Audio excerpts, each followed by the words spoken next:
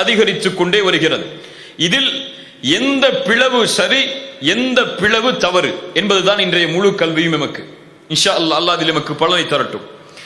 அல் ஹிலாஃப் நவ்ஆன், இஹ்திலாஃப் கருத்து வேறுபாடுகள், பிரிவுகள் என்பது இந்த தீனில் இரண்டு பிரிவில் ஏற்பட்டிருக்கிறது. மார்க் அடிப்படையில் இந்த இரண்டு பிரிவுகளில் தான் கருத்து வேற்றுமைகள் ஏற்பட்டிருக்கிறது, மூன்றாவது கிடையாது. முதலாவது பிரிவு ஹிலாஃபுன் ஃபி அஸ்லில் மில்லா, மார்க்கத்தின் கொள்கையில் ஏற்பட்ட பிரிவுகள், மார்க்கத்தின் அடிப்படை கொள்கையில் ஏற்பட்ட பிளவுகள். அல்லாஹ் ரப்புல் ஆலமீன் குர்ஆனிலே சொல்லுகிறான், சூரா ஹூதுடைய 118வது வசனம், வலா யஸாலூன முக்தலிஃபீன் இல்லா மன் ரஹிம ரப்புக், இவர்கள் கருத்து வேறுபாட்டிலேயே நிலைத்திருக்கிறார்கள், அல்லாஹ் யாருக்கு அருள் செய்தானோ அவர்களை தவிர. அல்லாஹ் அந்த கூட்டத்தில் எம்மையாக்கட்டும். அல்லாஹ் அருள் செய்த மக்களை தவிர மற்ற எல்லோரும் கருத்து வேற்றுமையில் தான் திளைத்துக் கொண்டிருக்கிறார்கள். அறிஞர்கள், பெரும்பான்மையான அறிஞர்கள், இப்னு தைமியா ரஹிமஹுல்லா, இமாம் ஷாத்திபி, இமாம் ஹாஃபித் இப்னு ஹஜர் ரஹிமஹுல்லா, இமாம் இப்னு ஹஸம் போன்ற பெரும் அறிஞர்கள் இந்த வசனத்திற்கு விளக்கம் சொல்லும் பொழுது சொல்கிறார்கள், அல்லாஹ் கருத்து வேற்றுமைகளில் அவர்கள் நிலைத்திருக்கிறார்கள் என்று சொல்லுவது எதை?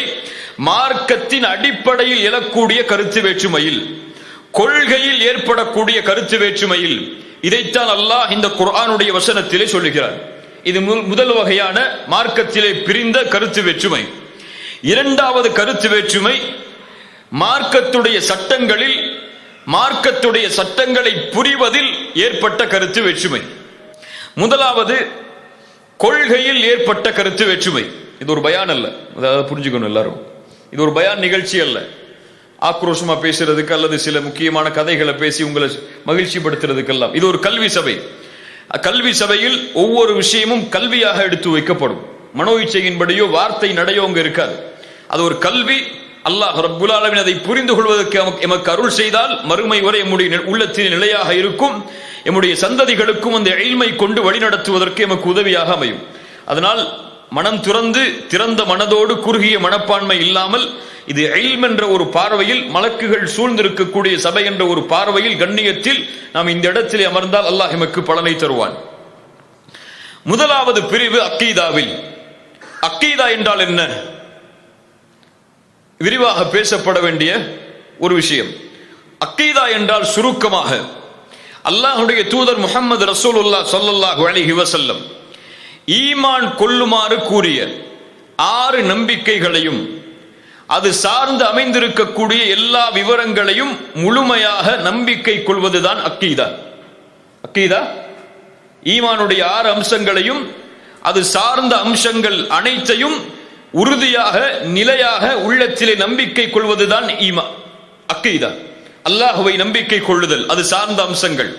மலக்குகளை நம்பிக்கை கொள்ளுதல், அது சார்ந்த அம்சங்கள். வேதங்களை நம்பிக்கை கொள்ளுதல், நபிமார்களை நம்பிக்கை கொள்ளுதல், மறுமையை நம்பிக்கை கொள்ளுதல், நன்மை தீமை அனைத்தும் அல்லாஹ்வின் தரப்பிலிருந்து தான் வருகிறது என்ற விதியை நம்பிக்கை கொள்ளுதல். இந்த 6 அம்சம் சார்ந்த அனைத்தையும் ஈமான் கொள்ளுதல் தான் அக்கீதா. இந்த அக்கீதா எந்த ஆலிமின் கருத்தில் வருவது? எந்த ஆலிமின் கருத்தில் வருவது? இந்த ஆலிமுடைய அக்கீதா இது, இந்த ஆலிமுடைய புரிதலில் இது ஒரு அக்கீதா, இது கொள்கை இது என்று பிரிக்க முடியுமா இந்த தீனில்? இந்த அக்கீதாவை பொறுத்தவரை இது குர்ஆன் சுன்னாவில் இருந்து நேரடியாக வருவது.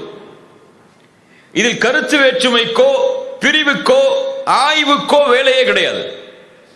இந்த வசனத்தை எப்படி புரிவது? இந்த ஆலிம் என்ன சொல்றாரு, அந்த ஆலிம் என்ன சொல்றாரு, இந்த அக்கீதாவை அந்த ஆலிம் எப்படி புரிஞ்சிருக்காரு, அந்த ஆலிம் எப்படி இந்த அக்கீதாவுக்கு ஃபத்வா கொடுக்கிறார் என்றெல்லாம்